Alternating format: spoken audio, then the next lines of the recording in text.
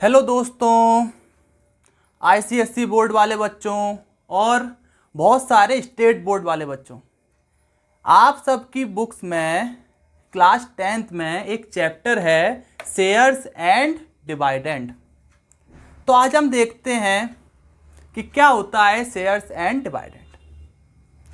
सबसे पहले बच्चों मुझे आप इतना बताओ कि अगर कोई भी एक बहुत बड़ा बिजनेस खोलना है तो हमें बहुत सारे रुपए की ज़रूरत पड़ेगी नहीं पड़ेगी, और इतना सारा रुपए खर्च करना, इतना सारा रुपए इन्वेस्ट करना किसी एक व्यक्ति के लिए पॉसिबल नहीं हो पाता है। तो इसलिए क्या होता है बेटा, बहुत सारे लोग आते हैं, वो लोग सम इन्वेस्ट करते हैं और एक बिजनेस को खोलते हैं, एक बिजनेस स्टेबलाइज करते हैं। तो बेटा जो आपकी टोटल एस्टिमेटेड वैल्यू बनती है, टोटल जो भी सम इन्वेस्ट किया जाता है, उसको हम छोटे छोटे पार्ट्स में डिवाइड कर देते हैं और उन ईच पार्ट को हम क्या बोलते हैं, शेयर। क्या बोलते हैं बेटा, उन ईच पार्ट्स को शेयर बोलते हैं। उसके बाद बेटा हर एक शेयर की वैल्यू फिक्स कर दी जाती है, ईच शेयर की वैल्यू फिक्स कर दी जाती है। जैसे कि हमने एक शेयर की वैल्यू कर दी 50 रुपीज़ या 100 रुपीज़ या 150 रुपीज़, जितनी भी कर दी उसको हम बोलते हैं नॉमिनल वैल्यू। याद रखना बेटा, क्या बोलते हैं, नॉमिनल वैल्यू। जैसे हम NB से भी लिख सकते हैं, नॉमिनल वैल्यू भी बोल सकते हैं, या फिर बेटा फेस वैल्यू,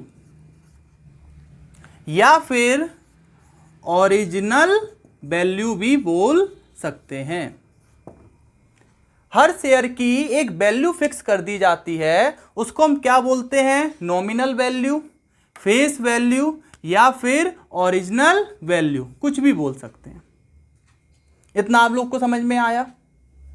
अब इसके बाद बेटा क्या होता है, बिजनेस में टाइम के साथ या तो प्रॉफिट हो सकता है, या फिर लॉस हो सकता है, या फिर न्यूट्रल हो सकता है। कोई भी कंपनी प्रॉफिट भी कमा सकती है, लॉस भी हो सकता है, और या फिर वो न्यूट्रल भी रह सकती है। तो क्या होता है बेटा, टाइम के बाद ये जो आपकी शेयर की प्राइस है ना, ये या तो बढ़ जाती है, या फिर ये कम हो जाती है, या फिर ये नॉमिनल वैल्यू के इक्वल रहती है। तो किसी भी टाइम पर जो भी शेयर की प्राइस होती है उसे हम बोलते हैं मार्केट वैल्यू। क्या बोलते हैं, मार्केट वैल्यू। तो मार्केट वैल्यू क्या होता है, share of price of a share at a particular time. किसी पर्टिकुलर टाइम पर जो भी शेयर की प्राइस होती है उसे हम क्या बोलते हैं, उसकी मार्केट वैल्यू, MB। क्या बोलते हैं, उसकी मार्केट वैल्यू। अगर बेटा कंपनी ने प्रॉफिट किया तो जो आपकी मार्केट वैल्यू है शेयर की, ये मार्केट वैल्यू नॉमिनल वैल्यू से ज़्यादा हो जाएगी। या फिर हो सकता है कि कंपनी को लॉस हो गया, तो ये जो आपकी मार्केट वैल्यू है शेयर की, ये नॉमिनल वैल्यू से कम हो जाएगी। या फिर हो सकता है कि कंपनी न्यूट्रल हो, ना उसे ज़्यादा प्रॉफिट हो रहा हो ना ही लॉस हो रहा हो। तो इस केस में जो भी मार्केट वैल्यू है वो न्यूट्रल वैल्यू के इक्वल हो जाएगी, नॉमिनल वैल्यू के इक्वल हो जाएगी। तो केवल 3 केस बनते हैं, या तो कंपनी ने प्रॉफिट किया है, तो प्रॉफिट के केस में जो मार्केट वैल्यू है वो नॉमिनल वैल्यू से ज़्यादा हो जाएगी। या फिर कंपनी को लॉस हो गया है, तो इस केस में जो आपकी मार्केट वैल्यू है वो नॉमिनल वैल्यू से कम हो जाएगी। या फिर कंपनी न्यूट्रल है, तो न्यूट्रल के केस में मार्केट वैल्यू और नॉमिनल वैल्यू इक्वल होगी। तो बेटा सबसे पहले हम ये देखते हैं कि अगर मार्केट वैल्यू नॉमिनल वैल्यू से ज़्यादा है तो उस केस में हम शेयर को कैसे बोलते हैं।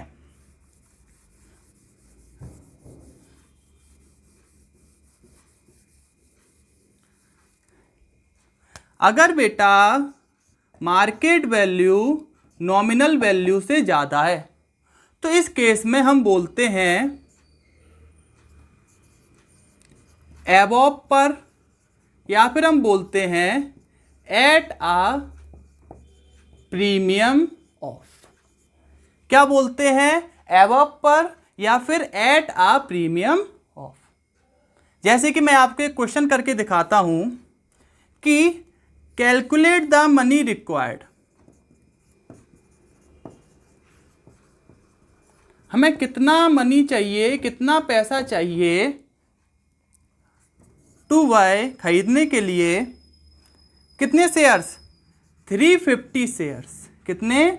350 शेयर्स खरीदने हैं हमें किसी भी कंपनी के, और वो शेयर्स हैं ₹20 share at a premium of ₹7। यानी कि जो आपका एक शेयर है उसकी नॉमिनल वैल्यू क्या थी? ₹20, और अब उसकी जो मार्केट वैल्यू है वो उसकी नॉमिनल वैल्यू से कितनी ज़्यादा है? At a premium of ₹7। इसका मतलब क्या है कि जो मार्केट वैल्यू है वो नॉमिनल वैल्यू से ₹7 ज़्यादा है।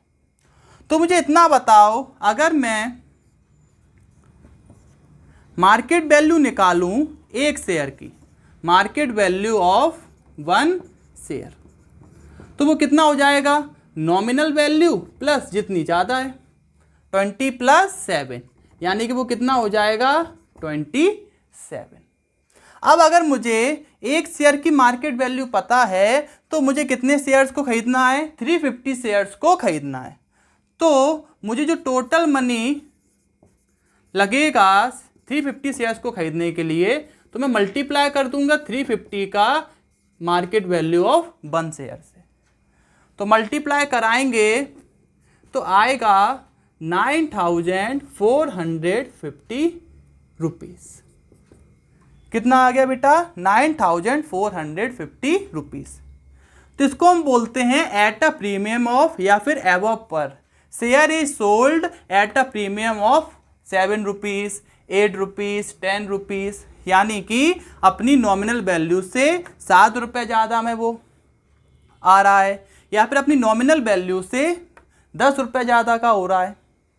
तो इस प्रकार अगर मार्केट वैल्यू नॉमिनल वैल्यू से ज़्यादा है तो इस प्रकार हम शेयर की कॉस्ट फाइंड करते हैं। अब सेकंड केस बनता है कि अगर कंपनी को लॉस हो जाए, तो लॉस होने के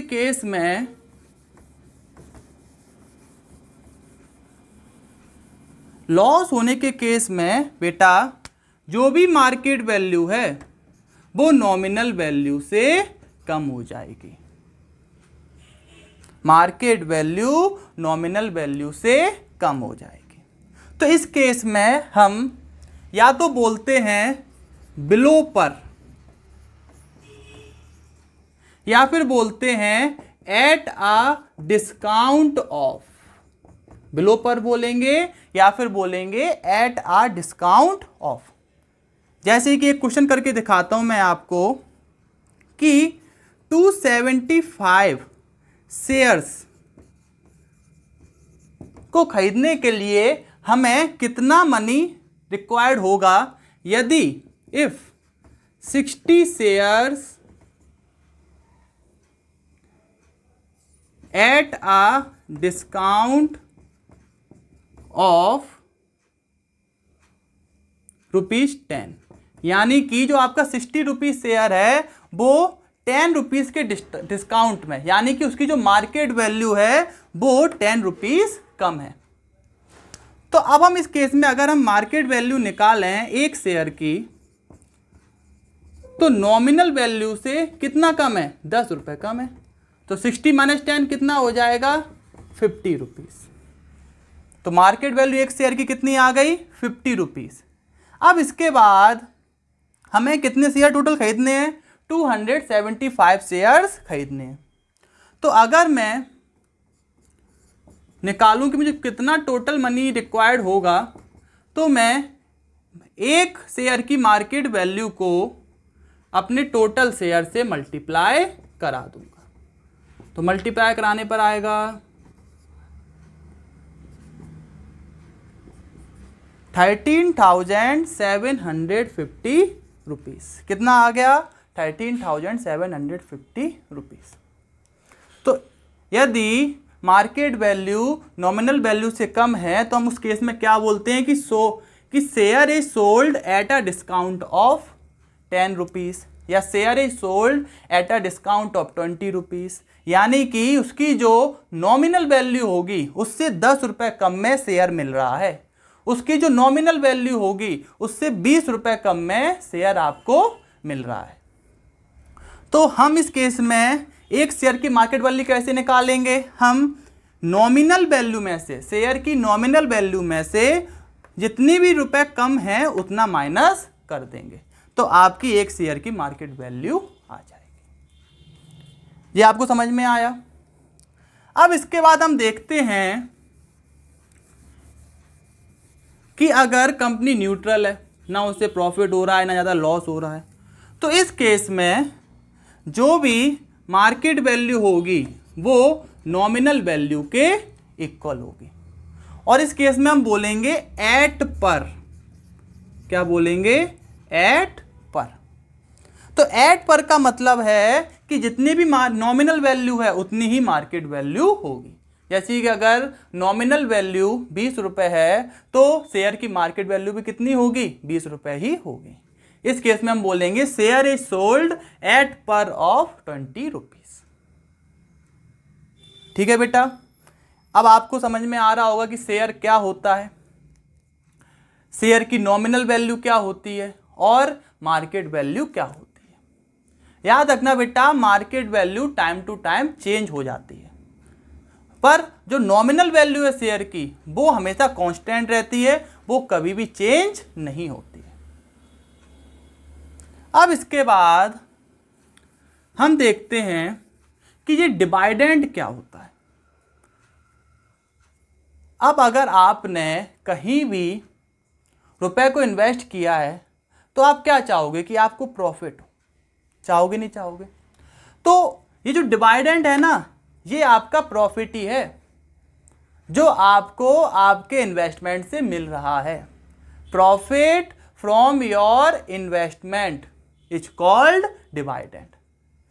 total profit from your investment is called dividend, यानी कि आपको आपके इन्वेस्टमेंट से कितना टोटल प्रॉफिट मिल रहा है उसको हम क्या बोलते हैं? डिविडेंड बोलते हैं।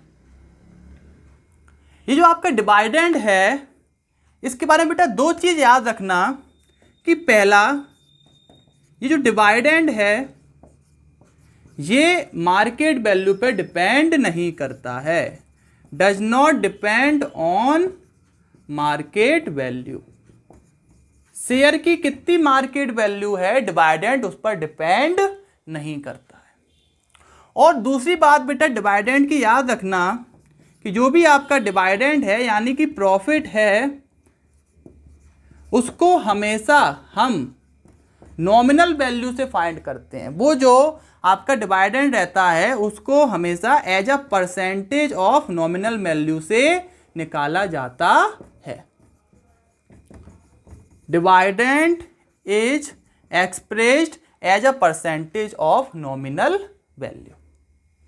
तो आपका डिविडेंड मार्केट वैल्यू पर डिपेंड नहीं करता है कि आपने किस मार्केट वैल्यू से शेयर को खरीदा है। जो डिविडेंड है वो हमेशा नॉमिनल वैल्यू से निकाला जाता है। डिविडेंड एक कंपनी डिसाइड करती है कि हमें अपने शेयर होल्डर्स को, शेयर होल्डर्स क्या होता है? जो लोग शेयर्स को खरीदते हैं उन्हें हम बोलते हैं शेयर होल्डर्स।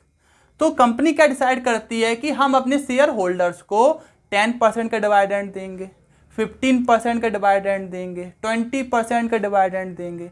तो यहाँ पर जो 10%, 15%, 20% डिसाइड किया गया है वो उसकी नॉमिनल वैल्यू का डिसाइड किया गया है, यानी कि शेयर की जो ओरिजिनल वैल्यू थी उसका 10% डिविडेंड शेयर होल्डर को दिया जाएगा। ये आपको दो चीज समझ में आई डिविडेंड के बारे में। डिविडेंड होता है आपका total profit from your investment, कि आपने अपने इन्वेस्टमेंट से कितना प्रॉफिट गेन किया है, वो क्या होता है? डिविडेंड। और दूसरी बात डिविडेंड की याद रखना कि डिविडेंड हमेशा नॉमिनल वैल्यू का परसेंटेज होता है।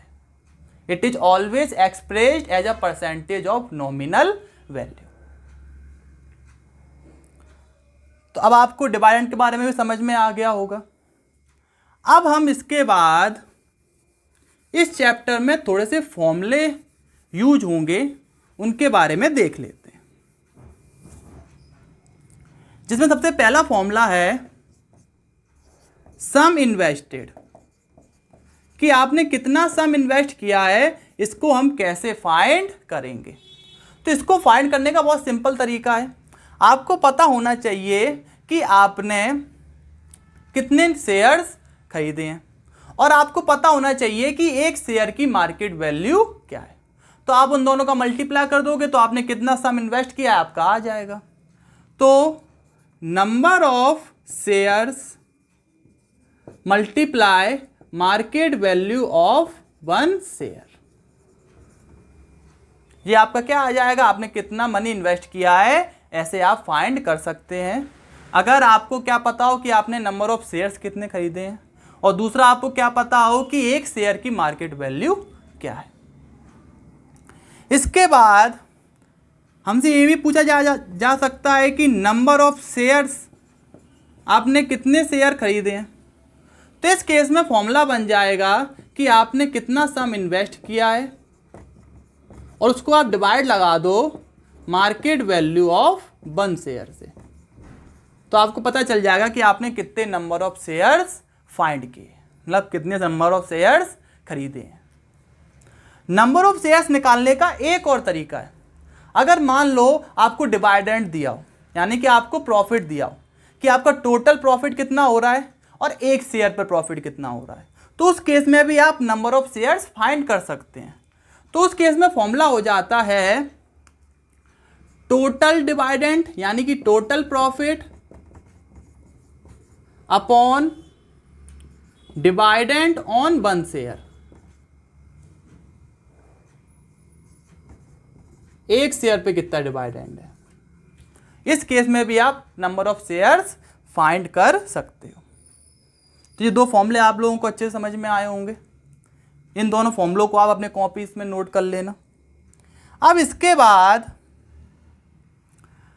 हम देखते हैं कि एक शेयर पे हमें कितना प्रॉफिट हुआ है, उसे कैसे फाइंड करेंगे।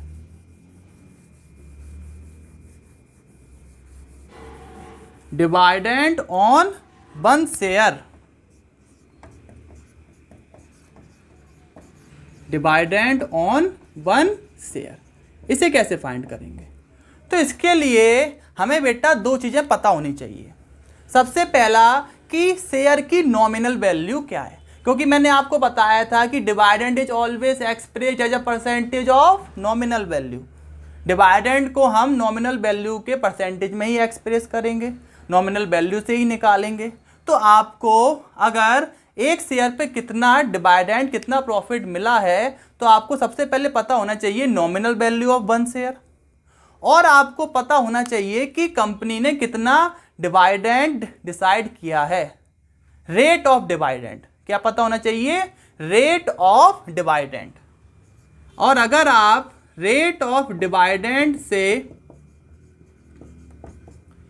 एक शेयर की नॉमिनल वैल्यू का मल्टीप्लाई करा दोगे तो आपको एक शेयर पे कितना प्रॉफिट हुआ है, कितना डिविडेंड मिला है, वो निकल आएगा। अब इसके बाद अगर आपने एक शेयर पे डिविडेंड निकाल लिया तो आप अपना टोटल डिविडेंड भी निकाल सकते हो कि आपको टोटल प्रॉफिट कितना हुआ है। इसे हम टोटल डिविडेंड भी लिख सकते हैं, इसे हम टोटल प्रॉफिट भी लिख सकते हैं, इससे हम अपनी टोटल इनकम भी लिख सकते हैं, कुछ भी लिख सकते हैं। और इसको फाइंड कैसे किया जाएगा, आपने एक शेयर पे डिविडेंड फाइंड कर लिया है, अब नंबर ऑफ शेयर से इसका मल्टीप्लाई करा दो, नंबर ऑफ शेयर से इसका मल्टीप्लाई करा दो। Number of shares multiply rate of dividend multiply nominal value of one share. तो इस प्रकार आप total dividend, total profit, total income निकाल लोगे। क्या आप लोगों को इतना समझ में आया कि डिविडेंड कैसे फाइंड किया जाता है एक शेयर पे और टोटल डिविडेंड कैसे फाइंड किया जाता है। अब इसके बाद हम देखते हैं, कभी कभी हमसे वो पूछ लिया जाता है कि आपने कुछ मनी इन्वेस्ट किया तो उसका आपको कितना परसेंट रिटर्न मिला, रिटर्न परसेंटेज क्या पूछ लिया जाता है, रिटर्न परसेंटेज। तो रिटर्न परसेंटेज कैसे फाइंड करेंगे देख लीजिए।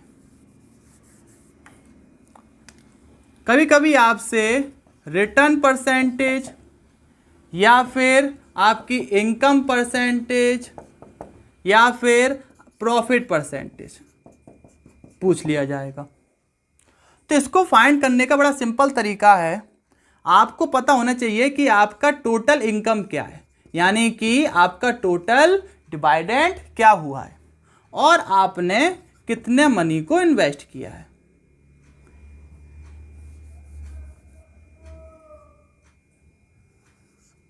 सम इन्वेस्टेड,